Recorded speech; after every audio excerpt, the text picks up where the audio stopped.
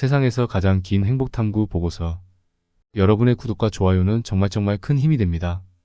85년간 진행된 하버드 연구 전체를 인생에 대한 단 하나의 원칙으로 요약해보자. 좋은 관계는 우리를 더 건강하고 행복하게 해준다. 끝. 과학은 자신의 건강과 행복을 가장 확실하게 보장할 수 있는 방법을 하나만 선택해야 한다면 따뜻한 관계 발전을 택하라고 알려준다. 하지만 언제나 쉽게 할 수 있는 선택은 아니다. 우리는 인간이기 때문에 아무리 좋은 의도를 갖고 있어도 자신의 길을 가로막거나 실수를 저지르거나 사랑하는 이들에게 상처를 주거나 또는 받기도 한다. 좋은 인생으로 향하는 길은 쉽지 않다. 하지만 그 우여곡절을 성공적으로 헤쳐나가는 건 얼마든지 가능하다. 하버드 연구는 인간의 심리적 번영을 수십 년에 걸쳐 연구한 세계 유일의 종단 연구가 아니다. 수만 명을 총체적으로 대표하는 다른 중요한 종단 연구 사례를 몇 가지 살펴보면 다음과 같은 것이 있다. 영국 코호트 연구, 윌스 종단 연구, 더니든 다학제 건강발달 연구, 카우아이섬 종단 연구, 시카고 건강 노화, 사회관계 연구, 다인종 거주 지역의 생애 주기별 건강 고령화 연구, 학생의 연구. 이 모든 연구와 우리 하버드 연구는 인간관계의 중요성을 증명한다. 가족, 친구, 공동체와 많이 연결되어 있는 사람은 연결이 부족한 사람보다 더 행복하고 신체적으로도 건강하다는 걸 입증한다. 자신이 원하는 것보다 더 고립된 사람은 다른 이들과 연결되어 있다고 느끼는 사람보다 건강이 빨리 나빠진다. 외로운 사람은 수명도 짧다.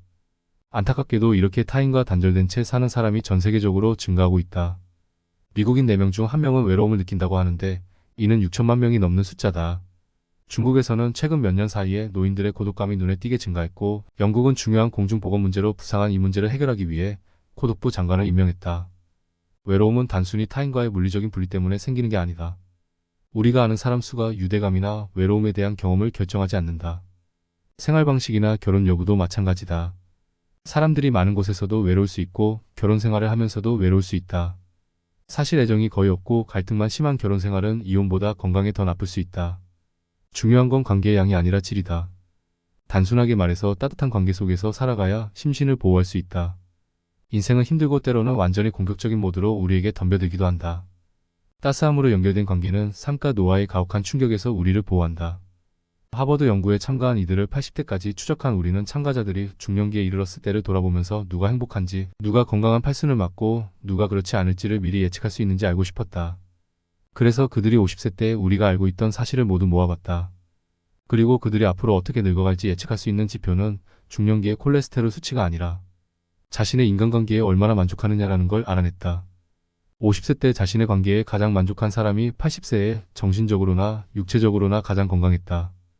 이 연관성을 더 자세히 조사하자 증거가 계속 늘어났다. 동반자와 행복한 관계를 맺고 있는 남녀는 80대에 신체적 고통이 심한 날에도 기분은 평소와 똑같이 행복하다고 보고했다. 그러나 불행한 관계에 처한 사람들은 신체적 고통을 느끼면 기분이 악화되었고 이 때문에 감정적인 고통까지 겪었다. 다른 연구들도 관계의 강력한 역할에 대해 비슷한 결론을 내린다. 우리는 왜 열차 안에 낯선 사람들과 이야기하지 않을까? 기차를 타고 있다고 상상해보자. 주위에 낯선 사람들이 앉아있다. 최대한 즐거운 기차 여행을 위해 낯선 사람과 이야기를 나누는 것과 혼자 조용히 있는 것 중 여러분은 어느 쪽을 선택하겠는가? 대부분의 사람은 혼자 조용히 있으려고 한다. 누군지도 모르는 사람을 굳이 상대하고 싶은 이가 어디 있겠는가? 상대가 너무 말이 많을지도 모른다. 혹은 끝내야 할 일이 있거나 음악이나 팟캐스트를 즐기고 싶을 수도 있다. 무엇이 우리를 행복하게 해주는가에 대한 이런 예측을 심리학계에서는 정서 예측이라고 한다. 우리는 살면서 생기는 크고 작은 모든 일이 우리에게 어떤 감정을 안겨줄지 끊임없이 예측한다. 시카고 대학 연구원들은 단거리 운행 열차를 이용해서 정서 예측 실험을 진행했다. 열차로 통근하는 사람들에게 열차 안에서 낯선 사람과 이야기를 나누는 것과 자기 일에만 신경 쓰는 것 중 어느 쪽이 더 긍정적인 경험을 하게 만들지 예측해보도록 했다. 기차에 타기 전에는 모르는 사람과 얘기하는 게 나쁜 경험이 될 테고 혼자 있는 편이 나을 거라고 예측하는 사람이 압도적으로 많았다. 그들은 무엇이 자기를 행복하게 하고 무엇이 우울한 기분을 느끼게 할지 예측한 것이다. 그러나 실제 경험은 그들의 예상과 정반대였다. 낯선 사람과 대화를 나누라는 지시를 받은 통근자들은 대부분 긍정적인 경험을 했고 통근 시간이 평소보다 즐거웠다고 평가했다. 노년기는 가장 행복한 시기. 좋은 관계가 있다면 말이다. 노인들은 심술궂고 성미가 까다롭다는 인식이 있지만 연구에 따르면 노년기야말로 인간이 가장 행복한 시기라고 한다. 어떤 일이 중요한 때와 그렇지 않은 때를 잘 알게 된다. 긍정적인 경험의 가치가 부정적인 경험에서 오는 손실을 훨씬 능가하며 자기에게 기쁨을 가져다 주는 것들을 우선시한다. 쉽게 말해서 노년이 되면 감정적으로 더 현명해지고 그 지혜는 우리의 번성에 도움이 된다. 2008년에 하버드 연구에 참여한 모든 80대 부부의 아내와 남편에게 8일간 매일 밤 전화를 건 적이 있다. 우리는 아내와 남편 각자와 따로 이야기를 나누면서 그들의 하루에 대해 물었다. 우리는 그들이 그날 몸 상태가 어땠는지, 어떤 활동을 했는지, 정서적 지원이 필요했거나 정서적 지원을 적절히 받았는지, 배우자 혹은 다른 사람들과 얼마나 많은 시간을 보냈는지 알고 싶었다. 단순히 다른 사람과 함께 보낸 시간을 측정하는 것도 매우 중요한 것으로 판명되었다. 이들은 다른 사람과 더 많은 시간을 보낸 날에는 더 큰 행복을 느꼈다. 특히 배우자와 보낸 시간이 길수록 더 행복하다고 보고했다. 이건 모든 부부에게 해당되지만 특히 만족스러운 관계를 유지하는 부부들은 더 그랬다. 대부분의 노인처럼 이들도 신체적 고통이나 건강 문제가 날마다 달라졌다. 당연한 얘기지만 신체적 고통이 심한 날에는 기분이 더 안 좋았다. 그러나 우리는 만족스러운 관계를 맺고 있는 이들은 이런 감정 기복이 다소 덜하다는 걸 알아냈다. 그들은 신체적 고통이 심한 날에도 행복이 크게 감소하지 않았다.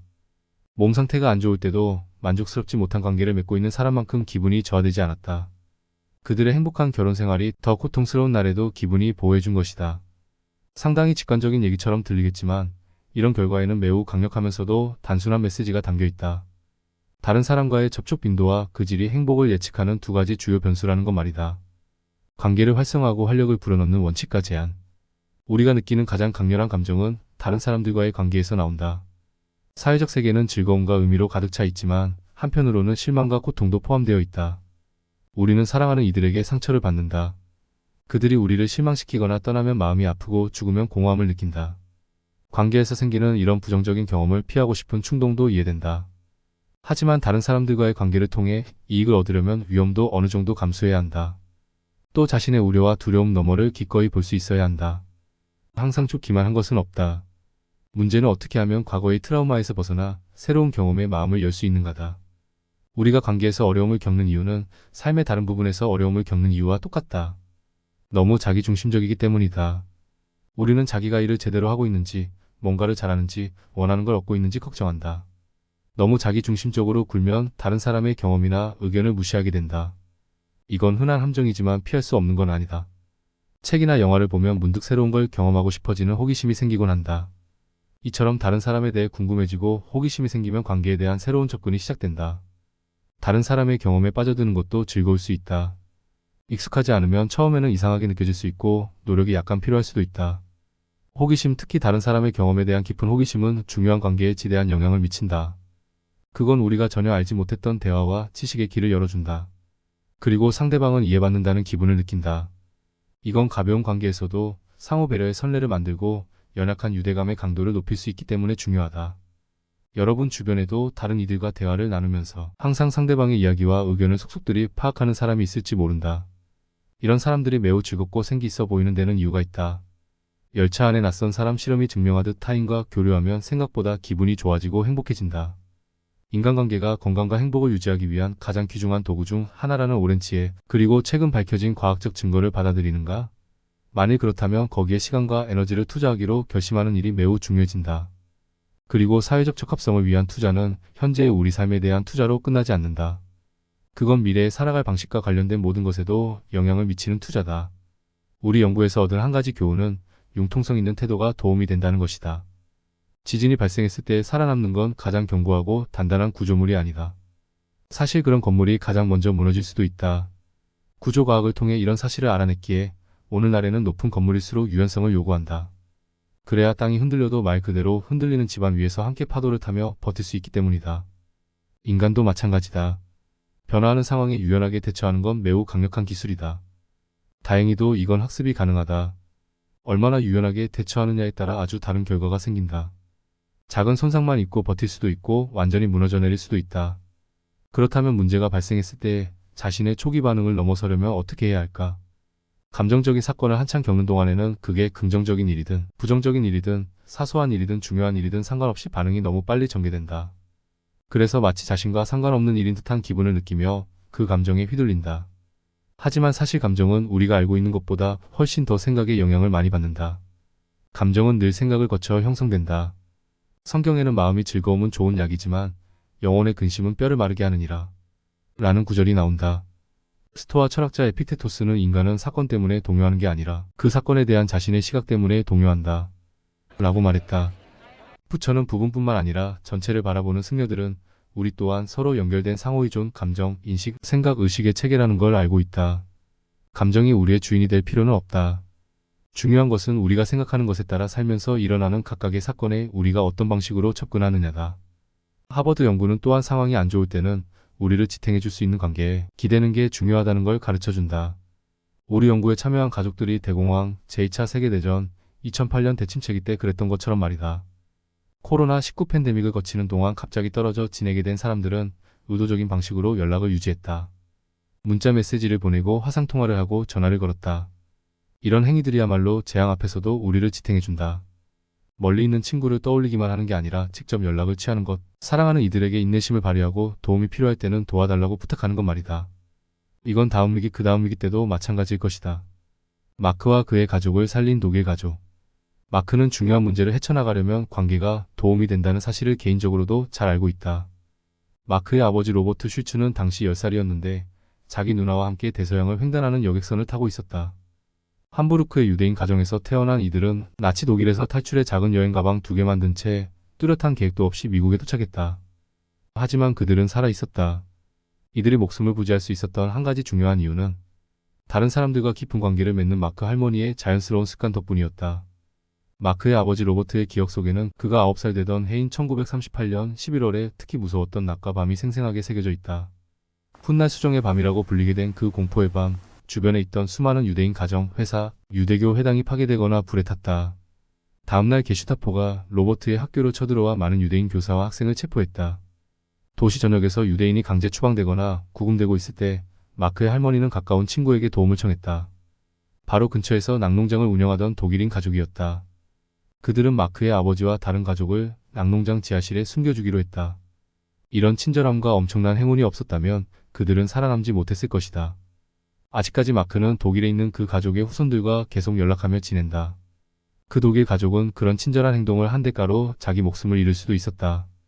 그들이 없었다면 마크는 존재하지 못했을 것이다. 아무리 강한 사람도 친구의 도움은 필요하다. 우정의 힘은 단순히 일화나 철학적인 관찰 대상에서 끝나는 게 아니다. 과학 연구는 우정의 효과를 명확하게 보여준다. 친구들은 역경을 견디도록 도와주고 부정적인 사건 때문에 생기는 스트레스가 줄어들게 도와준다. 우리가 극심한 스트레스를 느낄 때도 친구들은 스트레스를 덜어주고 빨리 털어낼 수 있게 해준다. 스트레스를 느끼는 건 어쩔 수 없는 일이지만 친구들의 도움을 받으면 잘 관리할 수 있다. 그리고 스트레스를 덜 받거나 관리를 잘하면 신체적인 소모도 줄어든다. 쉽게 말해서 친구는 우리를 더 건강하게 해준다. 좋은 삶을 함께 걷고 있는 사람들 그 자체다. 여러분은 좋은 삶을 향해 어떻게 나아가고 있는가? 첫째, 좋은 삶은 목적지가 아니라는 걸 인식해야 한다. 그건 길 자체이고 그 길을 함께 걷고 있는 사람들이다. 길을 걷는 동안 매 순간 누구에게 그리고 무엇에 주의를 기울일지 결정할 수 있다. 매주 관계의 우선순위를 정하고 중요한 이들과 함께 시간을 보내기로 정할 수 있다. 매년 여러분이 풍요롭게 가꾸는 삶과 관계를 통해 목적과 의미를 찾을 수 있다. 호기심을 키우고 한 번에 한 가지의 사려 깊은 질문과 한 번에 한순간에 헌신적이고 진정한 관심을 갖고 다른 사람들, 가족, 사랑하는 사람, 직장 동료, 친구, 지인, 심지어 낯선 사람에게 다가가면 좋은 삶의 토대를 강화할 수 있다.